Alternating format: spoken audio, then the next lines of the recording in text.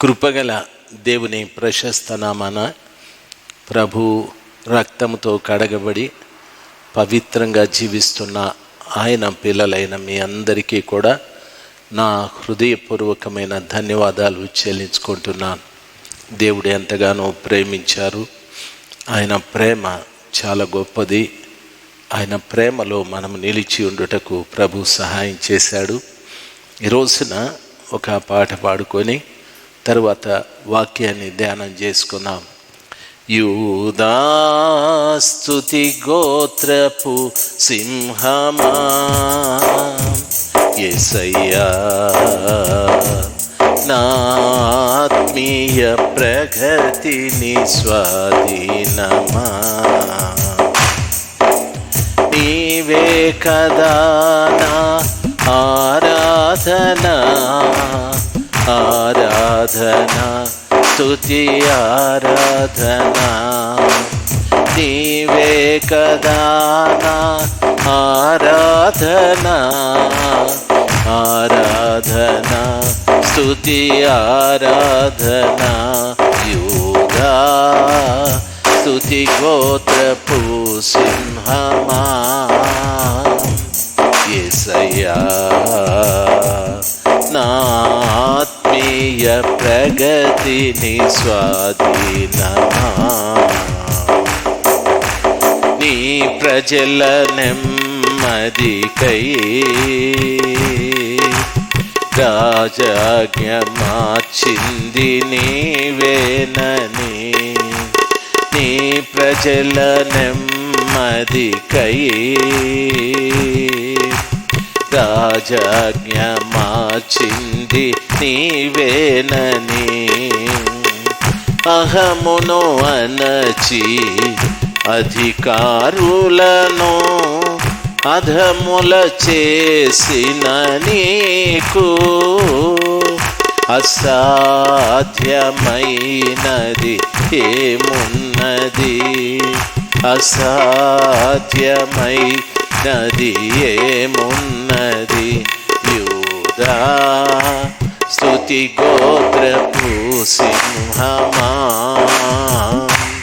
యేసయ్యా, నా ఆత్మీయ ప్రగతిని స్వాధీనమా, నీ నీతి కిరణాలకై నా దిక్కు దశలన్నీ నీవేనని, నీ నీతి కిరణాలకై నా దిక్కు దశలన్నీ నీవేనని, అనతి కాలాన ప్రథమ ఫలముగా పక్వపరచిన నీకు అసాధ్యమైనది ఏమున్నది, అసాధ్యమైనది ఏమున్నది. యూదా స్తుతి గోత్రపు సింహమా యేసయ్యా, నా ఆత్మీయ ప్రగతిని స్వాధీనమా, నీ వారసత్వముకై నా జయము కోరింది నీవేనని, నీ వారసత్వముకై నా జయము కోరింది నీవేనని, అత్యున్నతమైన సింహాసనమును నీకి చుటలో నాకు, అత్యున్నతమైన సింహాసనమును నీకి చుటలో నీకు అసాధ్యమైనది ఏమున్నది, అసాధ్యమైనది ఏమున్నది, అసాధ్యమైనది ఏమున్నది. అసాధ్యమైనది మున్నది యూదా స్తుతి గోత్రపు సింహమా యేసయ్యా నా ఆత్మీయ ప్రగతిని స్వాధీనమా నీవే కదా నా ఆరాధనా ఆరాధనా స్తుతి ఆరాధనా నీవే కదా నా ఆరాధనా ఆరాధనా స్తుతి ఆరాధనా ఆరాధనా స్తుతి ఆరాధనా ఆరాధనా స్తుతి ఆరాధనా ఆరాధనా స్తుతి ఆరాధనా ఆరాధనా స్తుతి ఆరాధనా ఆరాధనా స్తుతి ఆరాధనా. హల్లెలూయా. పరిశుద్ధుడైన దేవుని ఘననామమున మరలా ఒక్కసారి మీ అందరికీ నా హృదయపూర్వకమైన ధన్యవాదాలు చెల్లించుకుంటున్నాను. ఆయా ప్రదేశాలు ఆయా దేశాలలో మీరు దేవుని వర్తమానాన్ని వింటూ ఉన్నారు, చాలా వందనాలు. వాట్సాప్ ద్వారా కూడా దేవుని వాక్యాన్ని చాలామంది వింటున్నారు, అందును బట్టి దేవుని స్తుతిస్తున్నాను. ప్రియులారా, వాక్యాన్ని వినండి, అనేకులకి వాక్యాన్ని దయచేసి పంపాలని నా మనవి.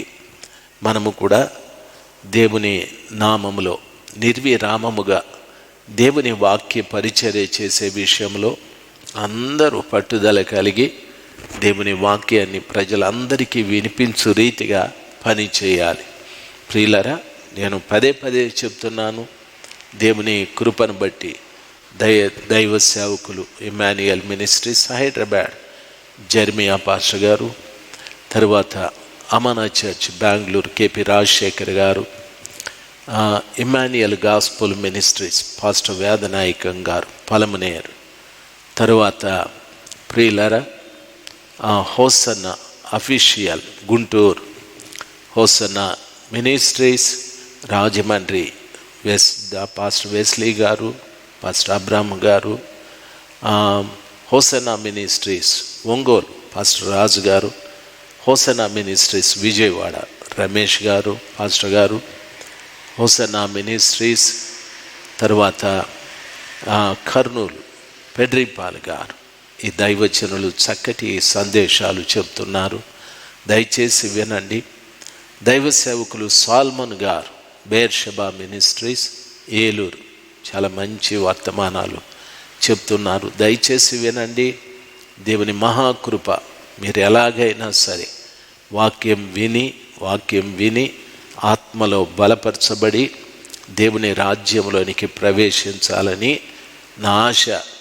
ప్రియులరా, ఇమ్మాన్యుయల్ మినిస్ట్రీస్ మదనపల్లి అని మీరు సబ్స్క్రైబ్ చేసుకుంటే యూట్యూబ్లో ఎన్నో ప్రసంగాలు వస్తూ ఉంటాయి, ఆడియో ప్రసంగాలు వస్తాయి, వీడియో ప్రసంగాలు కూడా వస్తాయి, లైవ్ వస్తూ ఉంటుంది. దయచేసి వినండి. ప్రభువులో మీరు బలపరచబడాలి, మీ కుటుంబం దేవుని రాజ్యంలో కనిపించాల. ప్రియులరా, అది మా భారం, మా ఆశ. కిందటి దినాన నీతిమంతులను గూర్చి మీతో మాట్లాడుతూ వచ్చాను. నీతిమంతుల పట్టిక అని. నీతిమంతుల పట్టీలో వారి పేరులు రాయకుము అని భక్తుడు దావీదు గారు తాను రాసిన పాటలో ఈ మాటలు ఉన్నాయి. నీతిమంతుల పట్టీలో వారి పేర్లు రాయొద్దండి అని. ప్రియులారా, గమనించవలసిన విషయం, నీతిమంతులు ఎవరు అనేది నిన్నటి దినాన మీకు చెప్పాను. ఆ యొక్క సుంకరి నీతిమంతుడు పశ్చాత్తాపపడి ప్రార్థన చేసినందువలన యాకోబు పత్రిక 2:21 అబ్రహాము తన క్రియలను బట్టి నీతిమంతుడు ఆయనని చెప్పాను. యాకోబు పత్రిక 2:25 రాహాబు తాను వ్యభిచారే అయినా తన క్రియలను బట్టి నీతిమంతురాలుగా తీర్చబడ్డది. ఈ నీతిమంతులు ప్రియులరా, వీరికి ఒక పట్టి ఉంటుంది. ఈ పట్టి దేవుడి దగ్గర ఉంటుంది. ఆ రీతిగా నీతిమంతులుగా మనముంటే ఆ కృప కలిగిన దేవుడు నీతిమంతులను ఆయన దృష్టి, వాళ్ళ మార్గాన్ని ఆయన చూస్తూ ఉంటాడు. ఎందుకంటే ఆ మార్గములో ఏవి పనికిరానివి రాకుండా నీతిమంతుల మార్గము యెహోవా ఎరుగును అని చెప్పాడు.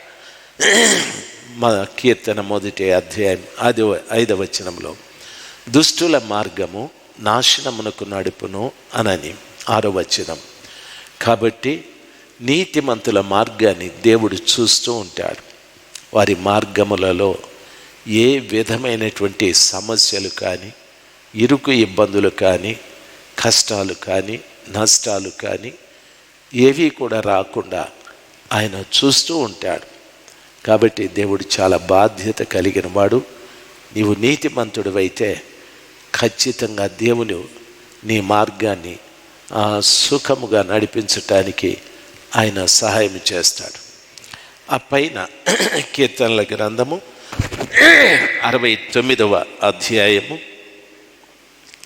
28వ ఉన్న మాట, జీవ గ్రంథములో నుండి వారి పేరును తుడిపి పెట్టుము అన్నాడు.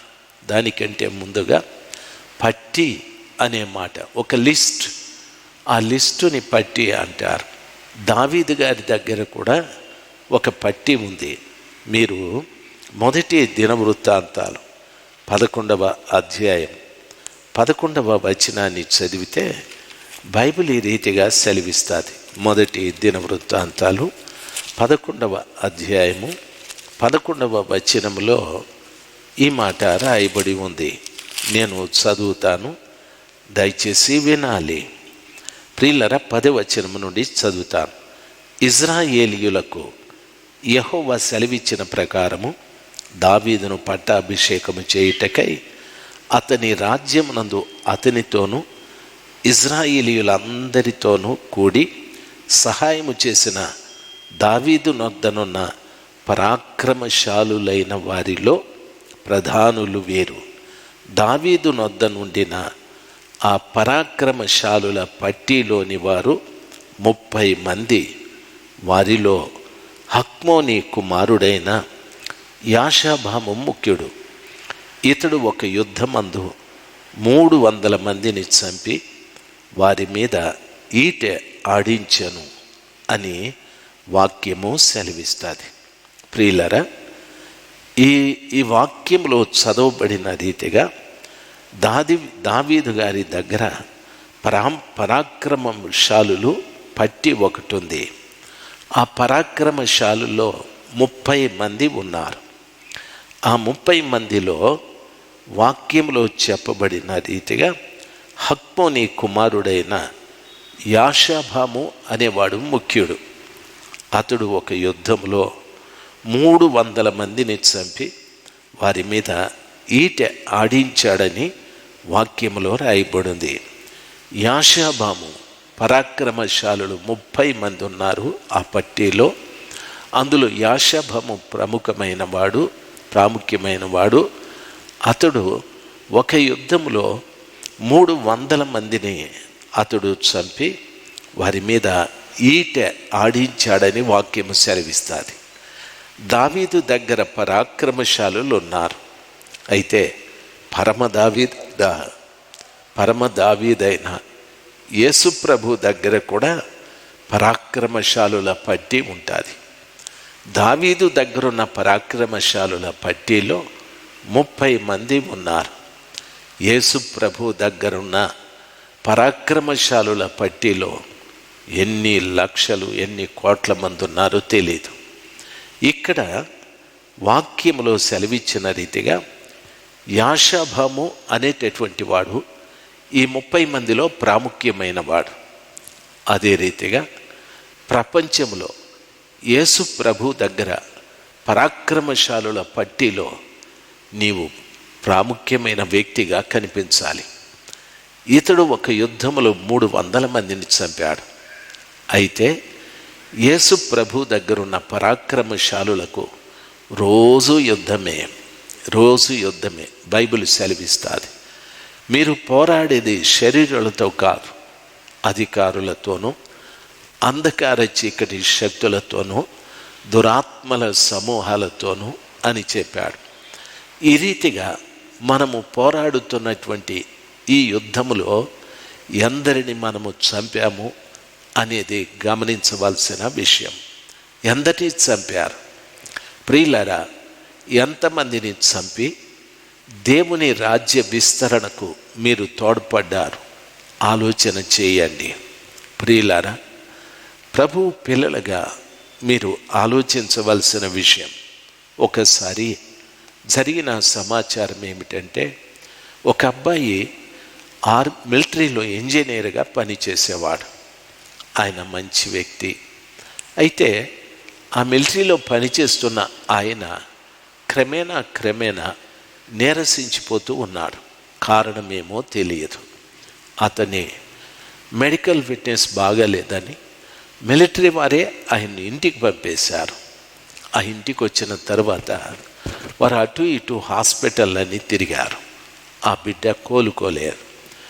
ఆ తరువాత ఆ ఊర్లో ప్రార్థన జరుగుతూ ఉంటే ఆ ప్రార్థనా స్థలానికి తీసుకెళ్ళారు. ఆ పాస్టర్ గారు ఆయన కొరకు ప్రార్థన చేస్తే ఆయనకు దురాత్మ ఉంది. ఆ దురాత్మ అతన్ని వదిలిపెట్టి వెళ్ళిపోయిన తర్వాత ఆయన ఆరోగ్యవంతుడిగా మారాడు. తిరిగి మిలిటరీలో ఇంజనీర్గా పనిచేయటానికి వెళ్ళిపోయాడు. ఆ పాస్టర్ గారు ఒక రోజున మాట్లాడుతూ, అయ్యా, దేవుని కృపను బట్టి మా సంఘంలో ఉన్న వాళ్ళందరూ కూడా హిందువులే, ఏ ఒక్కరు కూడా క్రిస్టియన్స్ లేరు. మా సంఘంలో హిందువులంటే అన్ని కులాల వారు ఉన్నారు. బాగా గమనించాలి.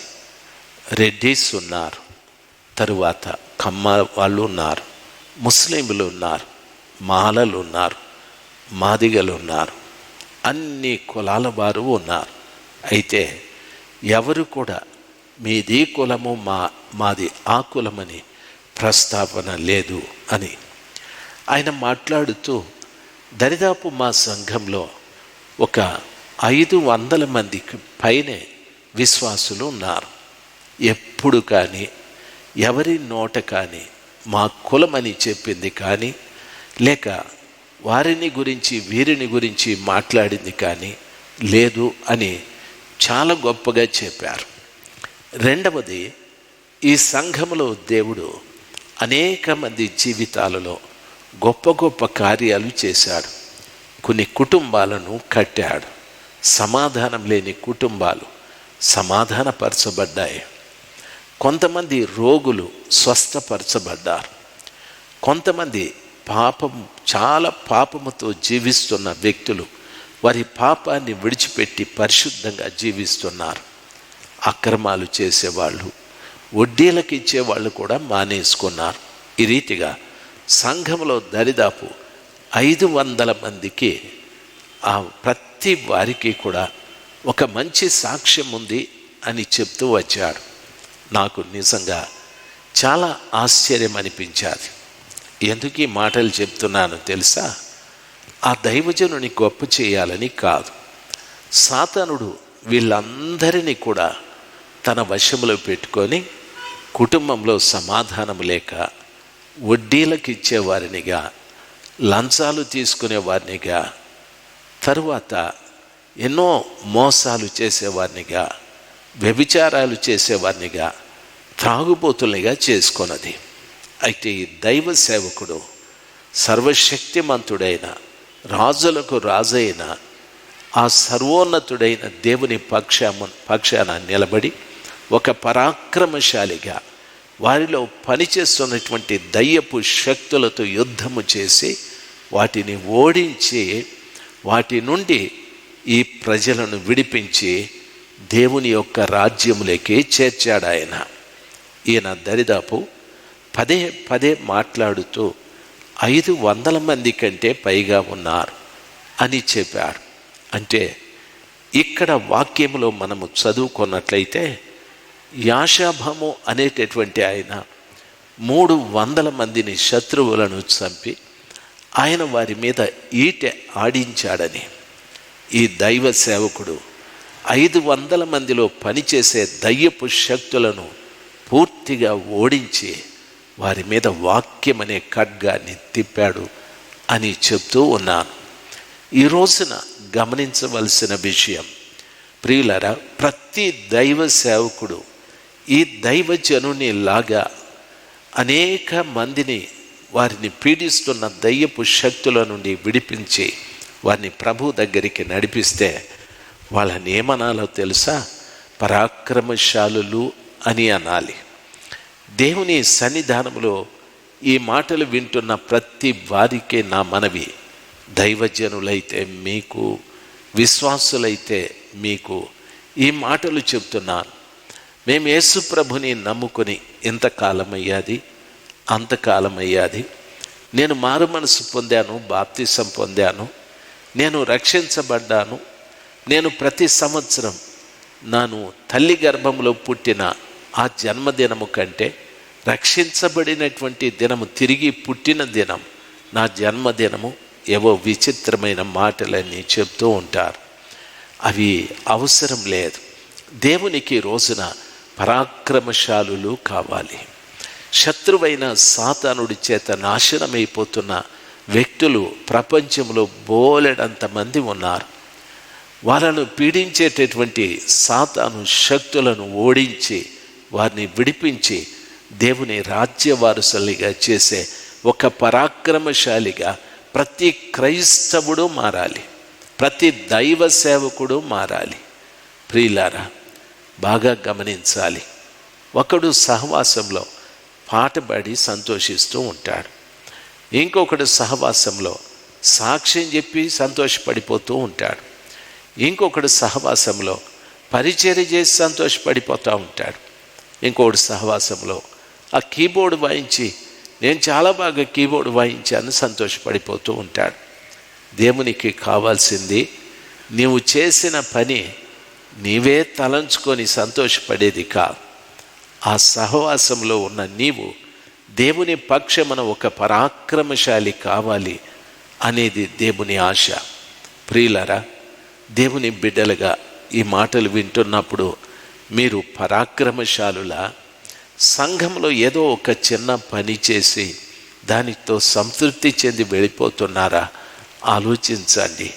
ప్రభువుకి రోజున కావాల్సింది పరాక్రమశాలులు, ప్రభు కొరకు ప్రాణం పెట్టి శత్రు సంబంధమైన కార్యములు ప్రాణము తీసి ప్రజలను విడిపించి ప్రభు రాజ్యములకి చేర్పించే పరాక్రమశాలులు యేసు ప్రభుల వారికి కావాలి.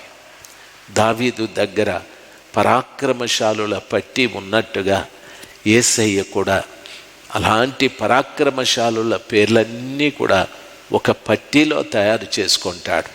ప్రియ దైవ జనాంగమా, ఈ రోజున ప్రభు బిడ్డలుగా మీరు ఆలోచించవలసిన విషయం, ఎంతమంది మీరు పరాక్రమశాలులు అని అడిగితే మీరేం చెప్తారు చెప్పండి? ఏదో ఒక చిన్న అల్పమైన కార్యము చేసి చాలా సంతోషిస్తూ చాలా సాక్ష్యాలు గొప్ప గొప్ప విషయాలు మాట్లాడుతూ ఉంటారు. దేవుడు దుఃఖిస్తాడు. ప్రభు పిల్లలుగా క్రైస్తవ జీవితం అనేది ఒక పోరాటం, ఒక యుద్ధం. అంటే రోజుకి 24 గంటలు, సంవత్సరానికి 365 రోజులు, సెకండు కూడా క్రైస్తవుడు దురాత్మల సమూహాలతో పోరాడుతూనే ఉండాలి. అందులో విజయము సాధించే వ్యక్తిగా నీవు ఉండాలి. ఎంతోమంది దావీదు దగ్గర సైన్యం ఉన్నారు, అయితే పరాక్రమశాలుల పట్టి సపరేటుగా ఉంది. ఆయన దగ్గర 30 మంది ఉన్నారు, నువ్వు యేసు ప్రభుల వారి దగ్గర ఉన్నావు. ఈ యాషాభాము అనేవాడు దావీదు దగ్గర ఉన్నాడు, మనము యేసు ప్రభు దగ్గర ఉన్నాం. మనం పరాక్రమశాలులమా కాదా ఆలోచించాలి. బైబిల్లో ఆ యాషాభాము 300 మందిని ఒక యుద్ధంలో చంపాడని రాశాడంటే, ఆత్మీయంగా నువ్వు పోరాడి శత్రువైన సాతాను చేతిలో నుండి ప్రజల్ని విడిపిస్తే ఆ కృపగల దేవుడు తన పట్టీలో, తన జీవ గ్రంథంలో నీ పేరు రాయడంటారా? ఆలోచన చేయండి. దేవుని జీవ గ్రంథంలో మన పేరు ఉండటానికి ఒక్కొక్క క్రైస్తవుడు కూడా, ఒక్కొక్క దైవ సేవకుడు కూడా పరాక్రమశాలిగా పనిచేయాలి.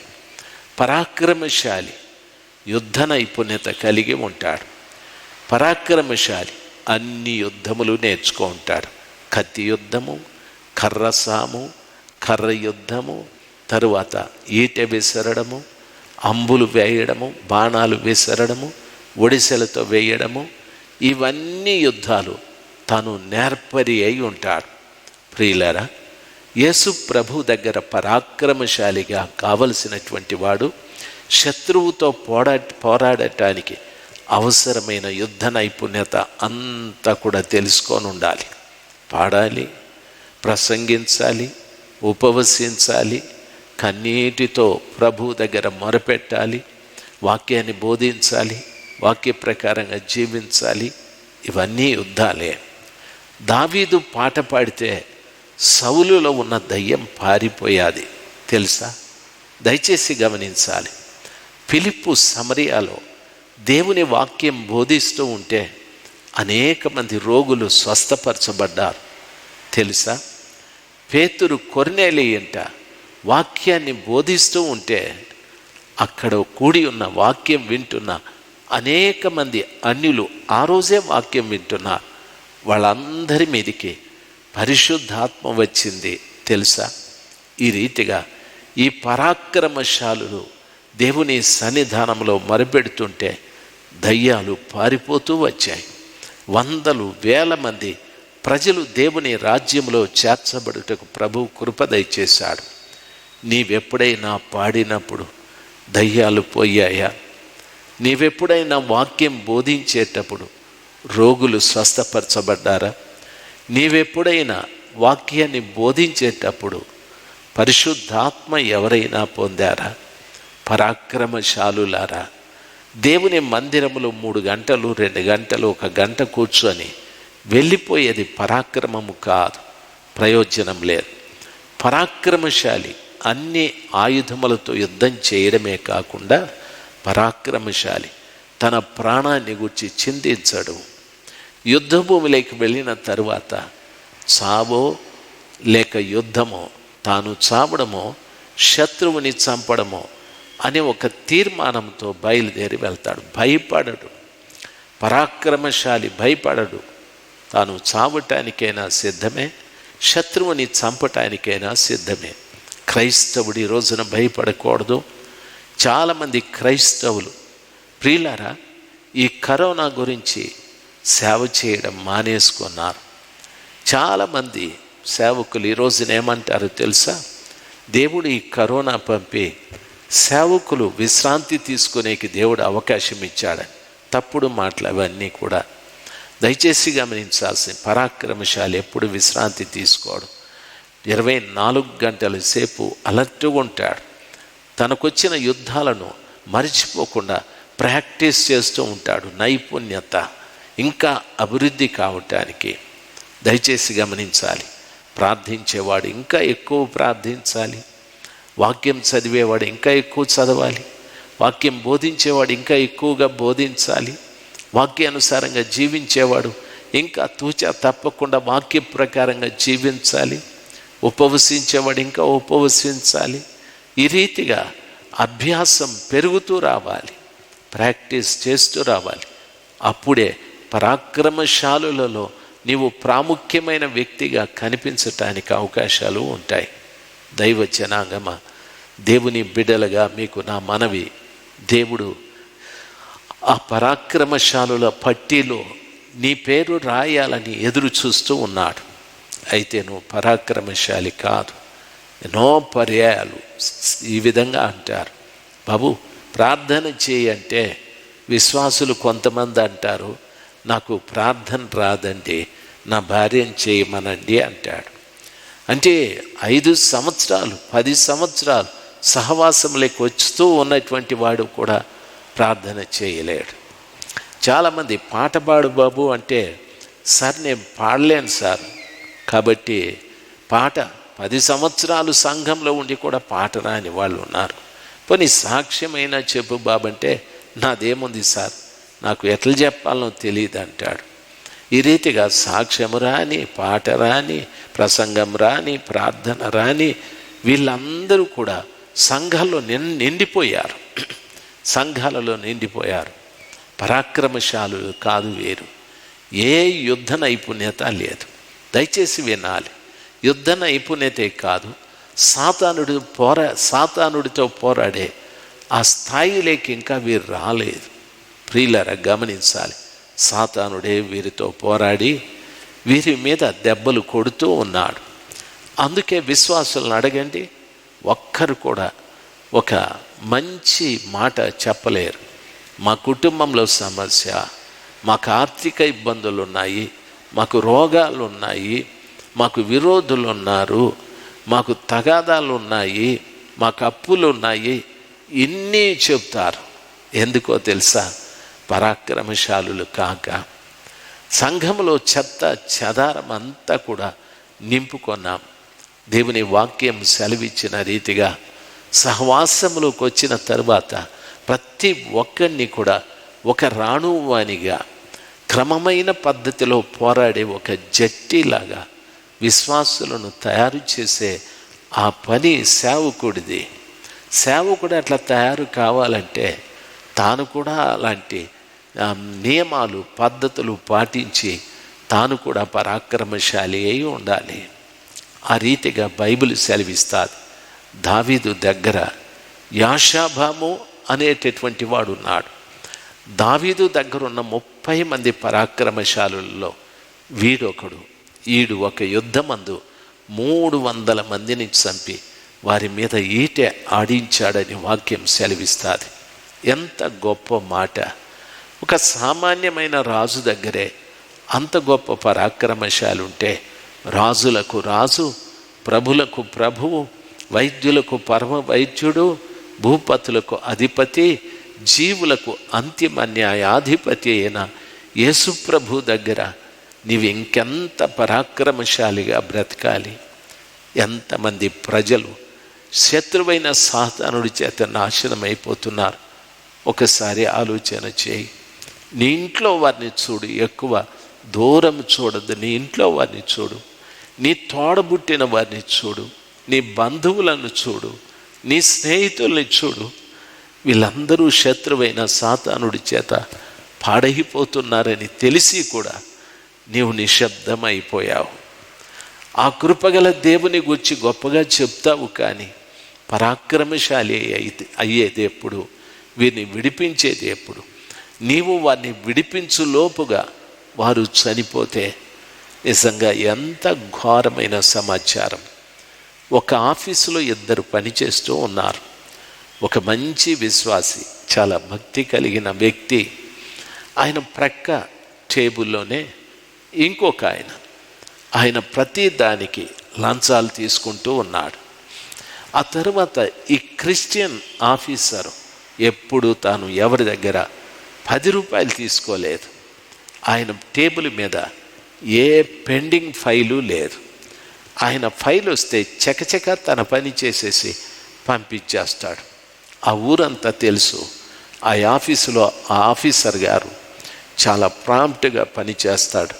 ఆయన టేబుల్ మీద పెండింగ్ ఫైల్సే ఉండవు. ఆ పక్కోడు ఉన్నాడు దరిద్రుడు, వాడు ఎప్పుడు చూసినా డబ్బులు అడుగుతూనే ఉంటాడు అని ఒక మంచి పేరు ఆయనకు వచ్చేది.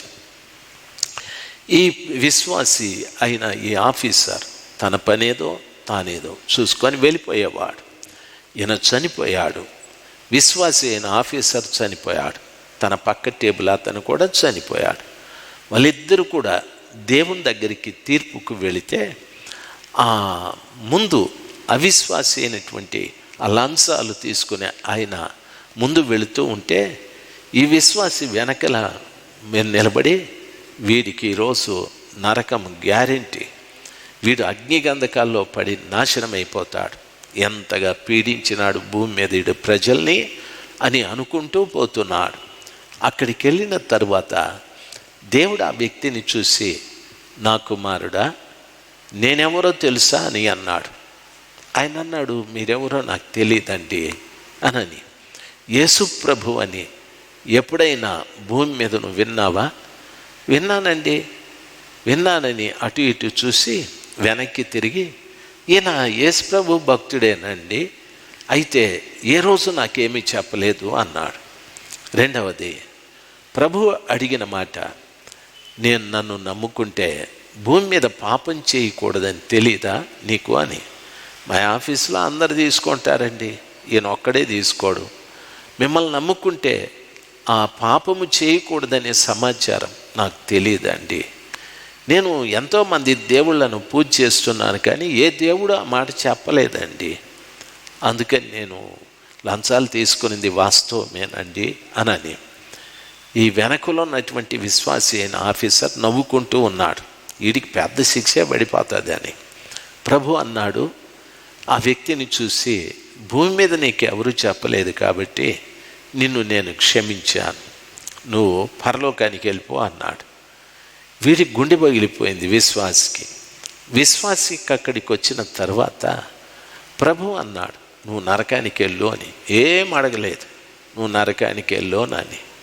వెంటనే విశ్వాసి అన్నాడు, ప్రభువా, నేను చిన్నప్పుడే రక్షించబడ్డాను, అలాగే చదువుకున్నాను, ఉద్యోగం వచ్చేది, ప్రమోషన్లు వచ్చాయి, ఎక్కడ కానీ నా మీద ఒక మచ్చ లేదు, నేను లంచాలు తీసుకోలేదు, ఎవరిని ఇబ్బంది పెట్టలేదు, నా కుటుంబం కూడా భక్తిగా ఉంది, నా భార్య భక్తిపరురాలు, నా పిల్లలు భక్తిపరురాలు, ఆదివారం గుడికి వెళ్తున్నాను. ఎన్ని స్టోరీ చెప్పాడు, ఎంత పెద్ద స్టోరీ. ప్రభు అన్నీ విని, మంచిదే, నీకు చాలా మంచి క్వాలిటీస్ ఉన్నాయి, ఇదో వీడికి పక్క టేబులే కదా, ఒక్క రోజైనా నా గురించి చెప్పావా? నా గురించి చెప్పి ఉంటే వాడు ఈ రోజున నా పాపం చేసుండేవాడు కాదు కదా అని అంటే, ఈయనంటాడు, అది పాస్టర్ గారి పని కదా ప్రభువా, నేను ఎందుకు చెప్పాలి నాని, అందుకే నువ్వు నరకానికి వెళ్ళు అని ప్రభు చెప్పాడు. చాలామంది అనుకుంటారు సువార్త చెప్పడం ఏ పాస్టర్ గారి పనోనని. సువార్త చెప్పడం ప్రతి క్రైస్తవుని పని. ప్రభుల వారు ఆఖరిలో చెప్పిన మాట, మీరు సర్వలోకానికి వెళ్ళి సర్వ సృష్టికి సువార్త ప్రకటించండి, ఎవడైనా విని నమ్మితే వానికి బాప్తిస్మం ఇవ్వండి, వాడు రక్షించబడతాడు, ఎవడైనా విని నమ్మకపోతే వదిలిపెట్టేయండి, వాడు శిక్షించబడతాడని ప్రభువు చెప్పాడు. పక్క టేబుల్లోనికి వ్యక్తి చెప్పలేదు. ప్రియులారా, ఎన్నో పర్యాలు నీతో పాటు ఉన్న స్నేహితుడు, నీతో ప్రేమగా మాట్లాడే మీ సోదరుడు, మీ మిత్రుడు, ఎంతోమంది ఇరిగింటివారు, పొరిగింటివారు, బోలెడంతమంది ఉన్నారు. వారికి వాక్యము చెప్పటానికి మనకు అవకాశం ఉన్నా చెప్పడం లేదు. ఎందుకో తెలుసా? వాళ్లకు వాక్యం చెప్తే చెప్పటానికి నువ్వు భయపడుతూ ఉంటావు. ఎందుకు భయపడతావో తెలుసా? నీవు క్రైస్తవుడు అని వానికి తెలుసు, కానీ వానికి నువ్వు క్రీస్తుని గురించి చెప్పటానికి ఎందుకు జడుస్తావో తెలుసా? నీలో పాపం ఉంది కాబట్టి, నీలో దేవునికి ఇష్టం లేని కార్యాలు ఉన్నాయి కాబట్టి. వానికి చెప్తే వాని పాపం విడిచిపెట్టమని చెప్పాలి, అయితే నీలోనే పాపం ఉంది, అందుకే వాడికి చెప్పలే. దేవుని తీర్పులో ఒక దినాన మనం నిలబడవలసి వస్తుంది. ఆ రీతిగా నిలబడినప్పుడు మనము పరాక్రమశాలులుగా కాకుండా పిరికివారుగా ఈ లోకంలో జీవిస్తున్నాం. ఒక్కడికి సువార్త చెప్పటానికి భయపడుతూ ఉన్నాం. నీకున్న పిరికితనమునకు కారణం నీ లోపటున్న పాపమే. దైవ జనాంగమా, అందుకే చెప్తున్నాను, దేవుని పట్టీలో, నీతిమంతుల పట్టీలో నీ పేరు ఉండాలంటే పశ్చాత్తాపపడి ప్రార్థన చేయి. సుంకరి పేరు ఆ నీతిమంతుల పట్టీలో ఉన్నట్టు నీ పేరు కూడా దేవుడు ఆ పట్టీలో వేస్తాడు. రెండవది, పరాక్రమశాలుల పట్టీలో నీ పేరు ఉండాలంటే అనునిత్యము సువార్త చెప్పాలి. ఏదో ఒక రూపంలో సువార్త చెప్పాలి. ఎదురుగాను, మాటల సందర్భంలోనూ. ప్రస్తుతం ఈ మీడియా వచ్చాది, యూట్యూబ్లు వచ్చాయి, ఆన్లైన్లో ఎన్నో అవకాశాలు ఉన్నాయి. చాలామందికి మంచి టెక్నికల్గా బాగా తెలుసు. వాక్యం ఎంతోమందికి పంపచ్చు.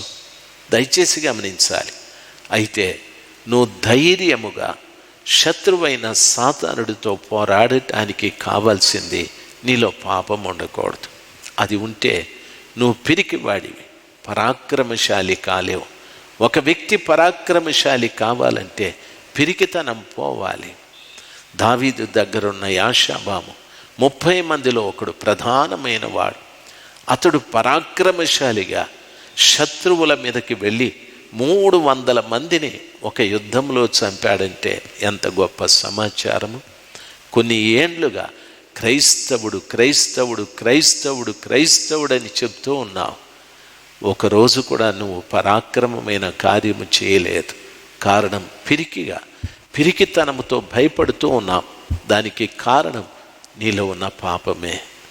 దయచేసి గమనించాలి, యేసయ్య రాబోతున్నాడు. క్రీస్తు ప్రభుల వారి రాకడలో నీవు తెలుసుకోవాల్సింది, ఒక మంచి పరాక్రమమైన వ్యక్తిగా నిలబడి ప్రభువు కొరకు పోరాడే బిడ్డ కావాలి. నిన్ను చూసి శత్రువైన సాతానుడు పారిపోవాలి. ఆ రీతిగా ప్రభు దగ్గర అడుగు, ప్రార్థన చేయి, ఆయన పాదాల చెంత కన్నీరు కార్చు. పిరికిగా ఉండి ఎందుకు ప్రభుకి దూరం అయిపోతావు? బైబిల్ అంటే అది ప్రకటన గ్రంథంలో, ప్రియులారా, విగ్రహారాధికులు, వ్యభిచారులు, అవిశ్వాసులు, పిరికివారు వీళ్ళంతా కూడా మండు అగ్నిగుండములో పడవేయబడుదురని వాక్యం సెలవిస్తుంది. కాబట్టి పిరికితనం అనేటటువంటిది దేవుని వద్ద నుండి నరకానికి వెళ్ళిపోయే ఆ దరిద్రపు స్థితి మనకు తీసుకొచ్చి పెడతాది. ఈ పిరికితనం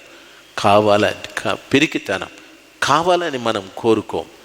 మనలో ఉన్న పాపమే మనల్ని పిరికి వారినిగా చేయడం ప్రారంభిస్తుంది.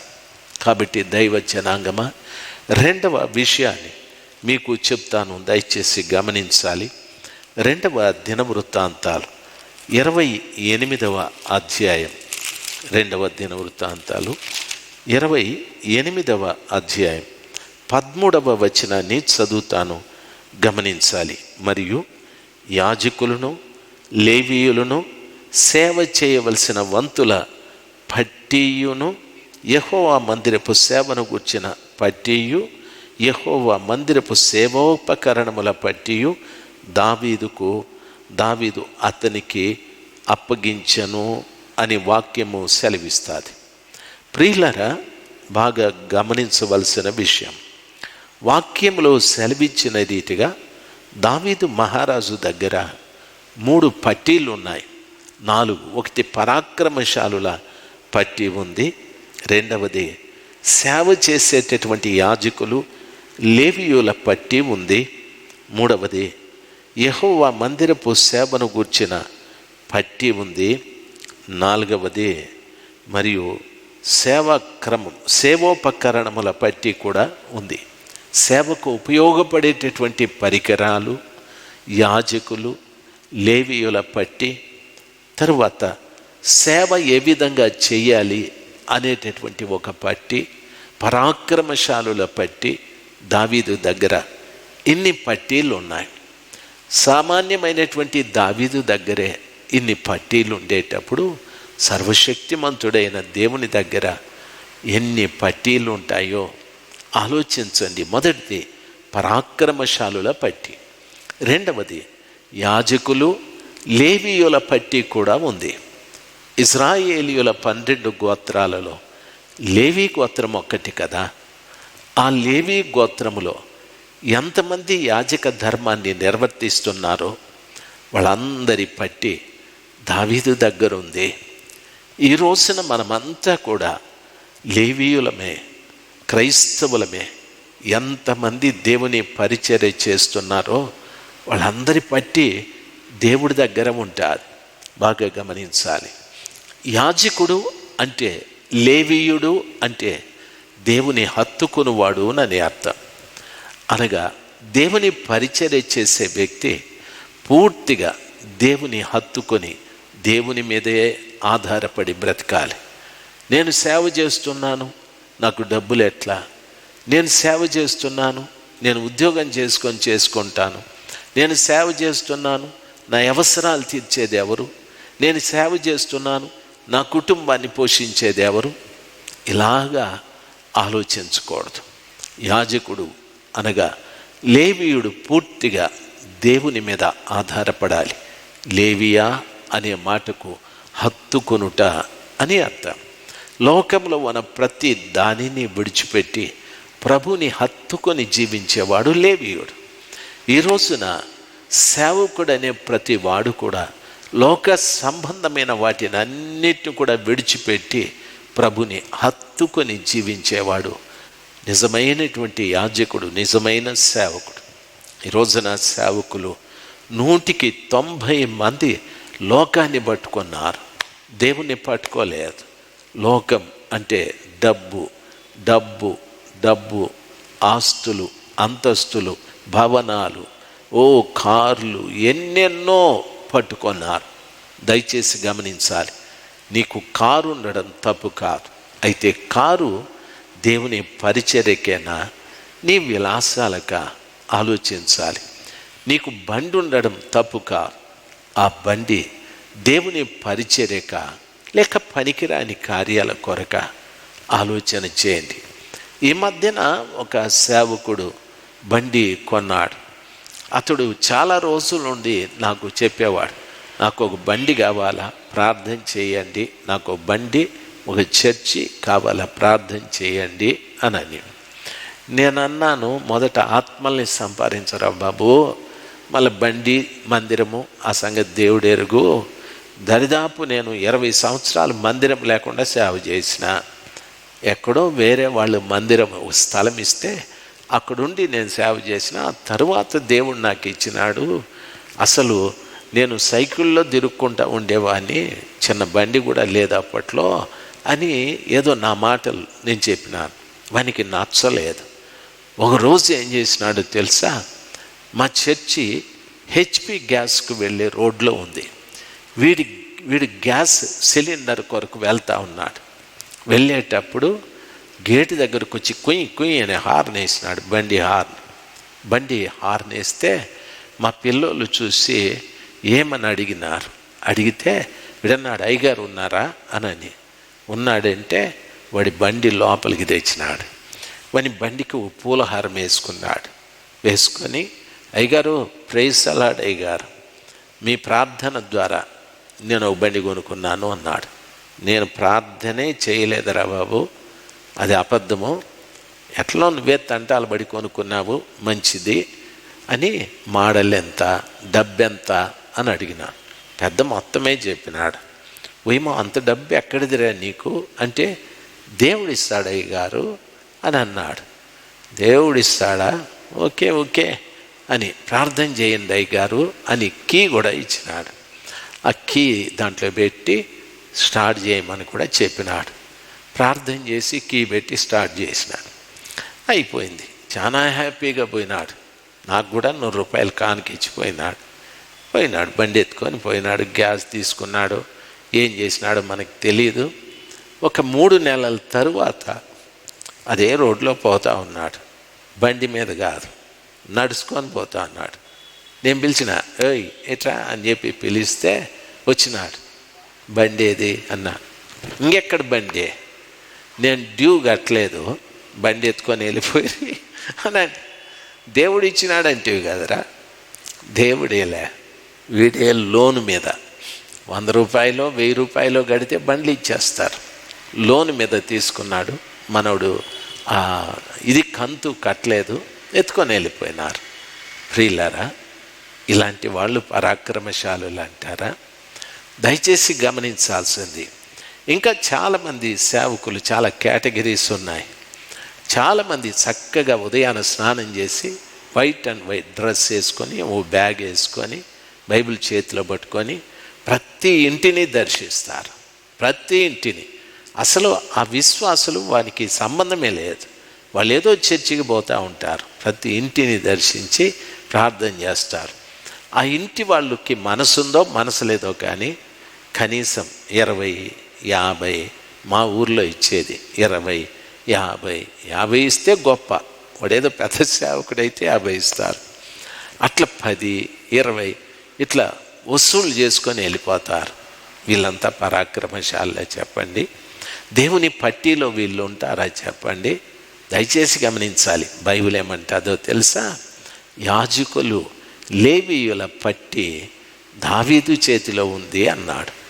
అదేవిధంగా దేవుని పరిచర్య చేసే వాళ్ళ ఆ పేరు యేసుప్రభుల వారి పట్టీలో ఉంది. బాబు, నువ్వు నిజంగా మంచి పరిచర్య లేవీయుడుగా ఆయన్ను హత్తుకొని జీవిస్తే, యాజకుడుగా ఓ చక్కటి యాజక ధర్మాన్ని నువ్వు నిర్వర్తిస్తే నీ పేరు ఆయన పట్టీలో ఉంటుంది. అంతేకాని నేను సేవకుడని చెప్పి ప్రజల మీద, వాళ్ళ మీద, వీళ్ళ మీద పడి కరెంటు బిల్లు కట్టలేదని ఏడ్చేవాళ్ళు కొందరు, ఇంటి అద్దె కట్టలేదని ఏడ్చేవాళ్ళు కొందరు, పిల్లల్ని చదివించలేనని ఏడ్చేవాళ్ళు కొందరు, వీళ్ళందరూ యేసుప్రభు దగ్గరుండే పట్టీలో వాళ్ళ పేర్లు ఉండవండి. వారు పొట్టకూటి కొరకు వచ్చినటువంటి వారని ఖచ్చితంగా చెప్పగలం. 190 మంది అలాంటి వారు కనిపిస్తూ ఉన్నారు. దైవ జనాంగమ, దేవుని బిడ్డలు మీరు, దేవుడికి ఈ రోజున కావాల్సింది పరాక్రమశాలులు. దేవుని పరిచర్య కొరకై ప్రత్యేకించబడిన ప్రతి బిడ్డ శత్రువైన సాతానుడితో యుద్ధం చేసి వాని చేత బంధించబడినటువంటి ప్రజల్ని విడిపించి దేవుని రాజ్యములోకి చేర్చే ఒక పరాక్రమశాలి అయిన వ్యక్తి కావాలి, వ్యక్తులు కావాలి దేవుడికి. నువ్వు విశ్వాసివో, నువ్వు సేవకుడివో, ఎవరివో, దేవుడు మాత్రము పరాక్రమశాలుని చూస్తున్నాడు. రెండవది, ఖచ్చితమైన దేవుని మీద హత్తుకొని నిజమైన యాజక ధర్మాన్ని నిర్వర్తించే వ్యక్తి కావాలి. బలిపీఠము దగ్గర, గంగాళము దగ్గర, సముఖపు రొట్టెల బల దగ్గర, ధూప వేదిక దగ్గర, దీపవృక్షము దగ్గర, మందసము దగ్గర ఉండవలసిన విధానములో ఉంటూ ఒక శ్రేష్టమైన పరిచర్య చేసే యాజకులు కావాలి. ప్రియులారా, ఆ పట్టి దేవుడి దగ్గర ఉంది. ఈ మాటలు వింటున్నటువంటి మీరు ఆలోచించండి. మీ పేరు పరాక్రమశాలుల పట్టీలో ఉందా? మీ పేరు లేవీయులు యాజకుల ఆ పట్టీలో ఉందా? ఆలోచన చేయండి. మూడవది, సేవ చేసే విధానము కూడా దావీదు దగ్గర పట్టి ఉంది అని చెప్పాడు. యాజకులు ఉన్నారు, పరాక్రమశాలులు ఉన్నారు, లేవీయులు ఉన్నారు. సేవ చేసే విధానము కూడా, ఎట్లా సేవ చేయాలి అనే విధానము కూడా ఒక పట్టీలో చెప్పబడి ఉంది.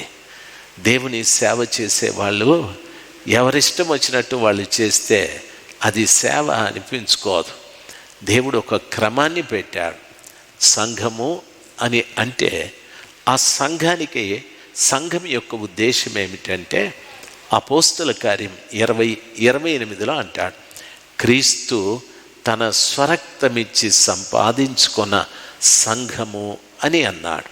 అంటే సంఘంలో ఉండే వాళ్ళందరూ కూడా యేసు ప్రభు రక్తముతో కొనబడిన వారై ఉండాలి. అది క్రమం. యేసు ప్రభు రక్తముతో కొనబడిన వారై ఉండాలి. ఈ రోజున సంఘాలలో చూస్తే దేవుని డబ్బు తినేసే వాళ్ళు ఉన్నారు. సంఘాలలో దేవుని సంఘానికి సంబంధించిన ఆస్తిపాస్తులు అమ్ముకొని తినేసే వాళ్ళు ఉన్నారు. సంఘాలలో పాస్టర్ని కొట్టే వాళ్ళు ఉన్నారు. సంఘాలలో ఎలక్షన్లు పెట్టుకొని పోటీలు పడేవాళ్ళు ఉన్నారు. సెక్రటరీ పోస్టు నాకే కావాలి, ట్రెజరర్ పోస్టు నాకే కావాలని పోట్లాడుకొని ఎలక్షన్లు పెట్టి బీభత్సవమైన కార్యాలు చేసేవాళ్ళు ఉన్నారు. సంఘాలలో తాగుబోతులు ఉన్నారు, తిరుగుబోతులు ఉన్నారు, భయంకరమైన మనుషులంతా కూడా ఉన్నారు. దయచేసి గమనించాలి. ఎందుకు చెప్తున్నానో తెలుసా? ఈ రోజున ఆ సేవ చేసే ఆ క్రమమైనటువంటి పట్టిక ప్రకారముగా చేయడం లేదు సేవ. దావీదు దగ్గరే బైబిల్లో చెప్పబడిన రీతిగా, పరిశుద్ధ గ్రంథమైన బైబిల్లో చెప్పబడిన రీతిగా 28వ అధ్యాయము 13వ వచనములో అంటాడు, చూడండి, మరియు యాజకులు లేవీయులు సేవ చేసిన వంతుల పట్టియును యెహోవా మందిరపు సేవను గూర్చిన పట్టియు అంటాడు. ఆ మందిరములో సేవ చేసే విధానము ఒక పట్టీలో ఉంది. ఆ పట్టి ప్రకారమే చెయ్యాలి. సంఘంలో క్రీస్తు రక్తముతో కొనబడిన బిడ్డలే ఉండాలి. దేవుని పట్టిలో ఉన్న విషయం. రెండవది, ఆ మందిరములో ఉన్నవారు మారు మనసు పొంది ఉండాలి. పాప క్షమాపణ నిమిత్తం ప్రతివాడు బాప్తిస్మం పొంది ఉండాలి. పరిశుద్ధాత్మ పొంది ఉండాలి. మూర్ఖులకు ఈ తరము వారికి వేరే రక్షణ పొంది ఉండాలి. అపోస్తుల బోధలో వాళ్ళు ఉండాలి. సహవాసంలో ఉండాలి. ప్రార్థన యందు, రొట్టె విరుచుట యందు వాళ్ళు ఉండాలి. ప్రార్థన యందు ఎడతెగకుండా వారు ఉండాలి. ఈ రీతిగా ఒక క్రమం ఉంది. చాలా సంఘాల్లో ఈ క్రమం ఎక్కడుంది చెప్పండి? దయచేసి చాలా స్థలాల్లో చిన్నపిల్లలకు బాప్తీసాలు ఇచ్చేస్తూ ఉంటారు. ఒక విచిత్రమైన మాట, ఒక యవనస్తుడు ప్రభువుని నమ్ముకున్నాడు. యవనస్తుడంటే వాడికి 40-45 ఏళ్ళు ఉంది. వాళ్ళ తండ్రి గారు వృద్ధుడైపోయాడు. ఆయన లేవలేని పరిస్థితి. అతడు వచ్చి నన్ను అడిగాడు బాప్తిస్మం ఇవ్వాలి అని. నేను అన్నాను, అంటే మా ఊర్లో కాదు, వేరే ఊర్లో. నేను అన్నాను, మీటింగ్లకి వెళ్ళిన స్థలంలో, మీ నాయన్ను తీసుకురా, నేను ప్రార్థన చేస్తాను. బయట ఎక్కడ నేను బాప్తిసాలు ఇవ్వను, నేను ప్రార్థన చేస్తాను, ఈ పాస్టర్ గారు ఇస్తారు అని అంటే వాడంటాడు, లేదయ్య గారు మీ చేతుల మీదనే తీసుకోవాలని ఉంది అని. నా చేతుల మీద జరగదు, మా ఊరికి రా, తర్వాత చూద్దాం కానీ అని అన్నాను. ఈ మాట మాట్లాడి మీ నాయన తీసుకురాపోరా, ఊరికే మమ్మల్ని విసిగించద్దు అంటే, మా నాయన లేవలేడండి, మంచం మీద ఉన్నాడు, బెడ్ రెడన్ అని అన్నాడు. మరి బాప్తీసం ఎట్లా రాయిస్తారంటే, మీరేం లేదయ్య గారు, వాడు చెప్పింది, ఒక బిందులో నీళ్లు తీసుకొస్తాను, ప్రార్థన చేయండి, తీసుకెళ్ళి మా నాయనకు పోయేస్తానన్న. వారి పాపిష్టోడా, ఈ ఐడియా నీకు ఎట్లొచ్చింది అంటే, ఓ పాస్టర్ గారు చెప్పినారు అన్నాడు. ఆయన పేరు చెప్పంటే చెప్పలే. చాలామంది పాస్టర్ల నీతి ఎంత దరిద్రంగా ఉందంటే అంత దరిద్రంగా. దావీదు దగ్గర ప్రియులరా సేవ చేసే విధానము యొక్క పట్టి కూడా ఉంది. యేసుప్రభు దగ్గర కూడా ఉంది. యేసుప్రభులు వారు చెప్పారు. మొట్టమొదట సంఘం ప్రారంభమైనప్పుడు ఆయన అపోస్తలుల ద్వారా చెప్పాడు. ఏమంటాడో తెలుసా? మీరు మారు మనసు పొందండి, పాప క్షమాపణ నిమిత్తం ప్రతివాడు యేసుక్రీస్తు నామమున బాప్తిసం పొందండి, అప్పుడు మీరు పరిశుద్ధాత్మను వరం పొందుకుంటారు.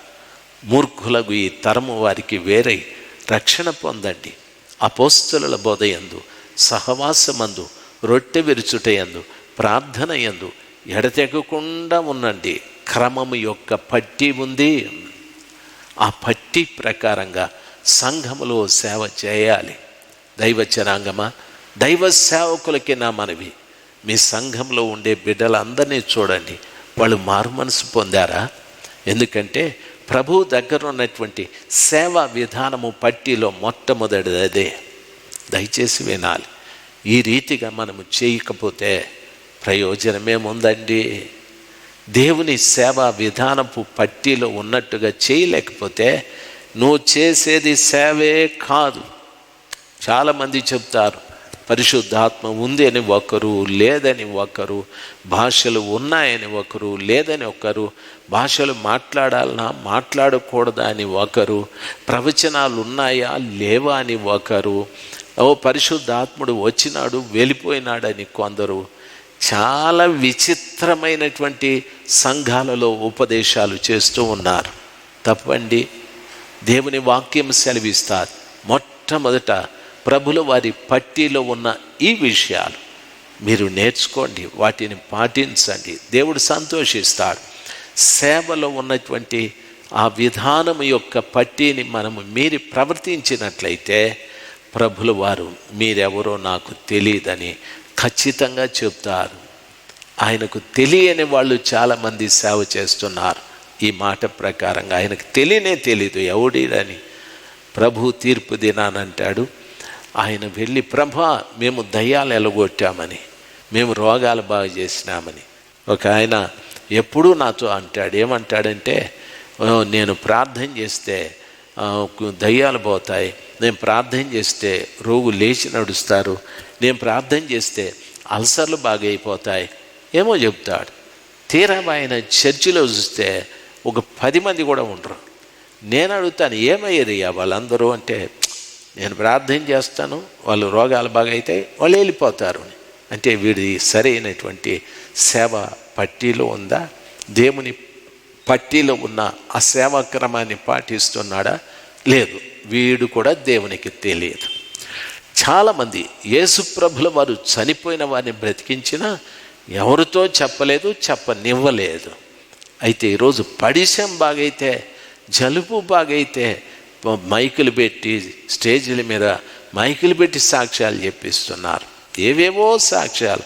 నేను ప్రార్థన చేస్తే వీడికి ఉద్యోగం వచ్చింది, నేను ప్రార్థన చేస్తే వీడికి పెళ్ళాం దొరికింది, నేను ప్రార్థన చేస్తే అమ్మాయికి మొగుడు దొరికినాడు, నేను ప్రార్థన చేస్తే వాని ఉద్యోగం ఊస్ట్ అయింది, పీస్ట్ అయిందని ఏవేవో చెప్తూ ఉంటారు. వీళ్ళు కూడా దేవునికి తెలియదు. ఎందుకంటే ప్రభుల వారు చేసిన అద్భుతముల గురించి కానీ, అపోస్తలుల కాలంలో జరిగిన అద్భుతముల గురించి కానీ ఎవ్వరూ ఎప్పుడు ఎక్కడ ప్రస్తావించలేదు. మరి ఈ దినాలలో ఎమ్మో వేదికలు కట్టి వాళ్ళ దగ్గర మైకులు పెట్టి ప్రార్థనలు చెప్పిస్తూ ఉన్నారు, సాక్ష్యాలు. దయచేసి గమనించాలి. ఈ మధ్యన ఒక క్రిస్టియన్ లైవ్ ప్రోగ్రాం చూస్తూ ఉంటే అందులో ఒక ఆయన, నడవలేని ఆయన, ఆ పాస్టర్ గారు ప్రార్థన చేసి, నడువు, యేసు నామంలో నువ్వు నడువుని. వాడు నేను నడవలేనని స్టేజ్ మీద ఉంటే పరిగెత్తు అని వాడు చచ్చిపోయినాడు. నడలేక పాపం అని 2-3 అడుగులు వేసే లోపల, ఇదిగో నడుస్తున్నాడు, చప్పట్లు కొట్టండి అని ఈ ప్రజలందరూ చప్పట్లు కొట్టారు. వాడు నడవలేదు పాపం. దయచేసి గమనించాల్సింది, ఇవన్నీ కూడా ప్రజల ఎదుట వారిని వారు ఎగ్జిబిట్ చేసి ప్రదర్శించుకోవడమే. వీళ్ళు కూడా దేవునికి తెలియదు. నువ్వు ఎన్ని అద్భుతాలు చేసినా మరుగుగానే ఉండాలి. ఏ సూచక క్రియ చేసినా మరుగుగా ఉండాలి. దేవుడు మహిమపరచబడాలి. అంతేకాని నీ గొప్పతనాలు అక్కడ ఏమీ లేవు. దేవుని బిడ్డలు ఇలాగ చాలామంది దేవుని పట్టీలో లేని సేవ చేసుకుంటూ ఉన్నారు. సేవా విధానము దేవుని పట్టీలో ఉంది, ఆయన పట్టీలో లేని సేవ చేసుకుంటూ ఉన్నారు. వీళ్ళందరూ దేవునికి తెలియదు, వాళ్ళు దేవునికి సంబంధం లేదు. చాలామంది తీర్పు దినాన వెళ్ళి ప్రభువుని అడుగుతారు. ప్రభు తీర్పు దినాన పరలోకానికి నరకానికి పంపుతూ ఉంటే కొంతమంది అంటారు, ప్రభువా నేనెందుకు నరకానికి వెళ్ళాలి అని. ప్రభు అంటాడు, ఎల్లవయ్యా ఆర్గ్యుమెంట్ లేదు, వెళ్ళు అంటే అంటాడు, ప్రభువా నీ నామములో నేను ప్రవచించలేదా, రోగుల్ని బాగు చేయలేదా, దయ్యాల్ని వెళ్ళగొట్టలేదా అని అంటే ప్రభు అంటాడు, అక్రమము చేయువార్లరా మీరెవరో నేను ఎరుగను, నా వద్ద నుండి వెళ్ళిపోమంటాడు. వీళ్ళది క్రమము కాదు. సేవా విధానము యొక్క పట్టి దావీదు చేతిలో ఉన్నట్టు సర్వశక్తిమంతుడైన దేవుని చేతిలో కూడా ఉంది. ఆయన చేతిలో ఉన్న సేవా విధానము పట్టి ప్రకారంగా నేను చేస్తేనే దేవుడు నన్ను ఎరిగి ఉంటాడు. ఆ పట్టి ప్రకారముగా నేను చేయకపోతే దేవుడు నన్ను కూడా అంటాడు, అక్రమము చేయువాడా నువ్వెవరో నాకు తెలియదు, నా వద్ద నుండి వెళ్ళిపోమని. ప్రియ దైవ జనాంగమా, దయచేసి గమనించవలసిన విషయం, నీతిమంతుల పట్టి దేవుని దగ్గరుంది, పరాక్రమశాలుల పట్టి దేవుని దగ్గరుంది, సేవ చేసే లేవీయులు యాజకుల పట్టి దేవుని దగ్గరుంది, సేవా విధానం యొక్క పట్టి దేవుని దగ్గరుంది. ఇవన్నీ దేవుని దగ్గర ఉన్నాయి. ఓ సేవకుడా, దేవుని పట్టిలో నీ పేరుందో లేదో చూసుకో. సేవ చేసే ప్రతి వాడికి ఈ రోజున ఒక సవాల్, నీ పేరు దేవుని పట్టిలో ఉందో లేదో చూడు, లేక నీ అంతకు నువ్వే చేసుకుంటున్నావేమో చూడు. ఆయన పట్టిలో లేకపోతే ఒకవేళ ఈ భూమి మీద నీకు సవ్యంగా జరగచ్చు, మంచి భోజనము, మంచి వసతి, మంచి ఇల్లు, మంచి కారు, మంచి మంచి డబ్బులు అన్నీ ఉండవచ్చు. ఒకరోజు ఆయన దగ్గరికి వెళ్తాం, ఆయన అంటాడు, నువ్వెవరో నాకు తెలియదు అంటాడు. నువ్వెవరో నాకు తెలియదని నిర్మోహమాటంగా నిస్సందేహంగా ఆ మాట మాట్లాడినప్పుడు అక్కడ తిరిగి ఏమైనా జవాబు చెప్పేదానికి అవకాశాలు ఏముండవు. కాబట్టి ఈరోజే ఆయన పట్టీలో నీ పేరు ఉండేటట్టు, ఆయన సేవా విధానం యొక్క పట్టీలో ఏముందో ఆ విధంగానే మనం సేవ చేసేటట్టు సిద్ధపడదాం. దేవుడు ఆ రోజున మిమ్మల్ని సగౌరవంగా తీసుకుంటాడు. ఆయన చాలా మర్యాదస్తుడు, చాలా సంస్కారవంతుడు. ఆయన అందుకనే పరాక్రమశాలుల పట్టి, లేవీయులు యాజకుల పట్టి, సేవా విధానము పట్టి, నీతిమంతుల పట్టి ఇవన్నీ రాసి పెట్టుకున్నాడు. మనము ఏ వంకర మాటలు చెప్పి దేవుని రాజ్యంలో ప్రవేశించే అవకాశాలు లేవు. ఆయన ప్రతి పట్టిని చూసి నువ్వు ఎలాగా ఉన్నావో ఆయన అర్థం చేసుకుంటాడు. కనీసం ఈరోజైనా మార్పు చెంది ఆయన పవిత్రమైన పాదముల చెంత కన్నీరు కార్చి, నిజమే ప్రభా, నేను పరాక్రమశాలిగా ఉండాలి, అయితే పిరికోడుగా బ్రతుకుతున్నానయ్యా. నిజమే ప్రభువా, నేను యాజకుల లేవీయుల పట్టీలో ఉండాలి, అక్కడ కూడా లేనయ్యా. నిజమే ప్రభా, సేవా విధానం యొక్క పట్టి మీ దగ్గరుంది.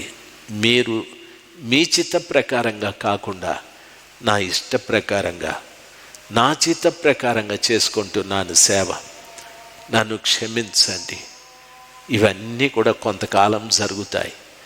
ఏదో ఒక్క రోజున నేను మీ ఎదుట తటస్థపడాలి, మీ ఎదురుగా నిలబడాలి. ఆ దినమున మీరు నిర్మోహమాటంగా, నిస్సందేహంగా నువ్వెవరో తెలియదని నరకానికి పంపుతావు. ఆ భయంకరమైన స్థితి నాకు రాకుండా నన్ను క్షమించమని ఆయన పాదాల చెంత పశ్చాత్తాపడి ప్రార్థిస్తాం. అందరూ కళ్ళు మూసుకుందాం. నిజంగా ప్రభు నాతో మాట్లాడాడు అనే ప్రతి బిడ్డ కూడా సర్వశక్తిమంతుడైన దేవుని పాదాల చెంత మొరపెడదాము. తండ్రి, ఇంతవరకు నేను విన్నట్లుగా ఒక పట్టి మీ దగ్గరుందని, నీతిమంతుల పట్టి,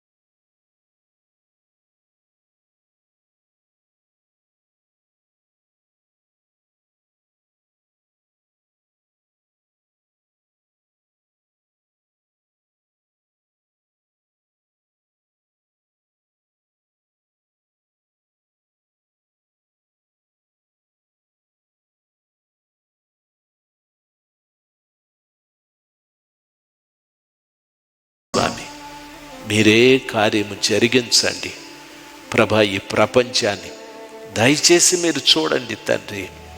మీరు పూర్తిగా ఈ ప్రపంచం వైపు దృష్టి మరల్చకుండా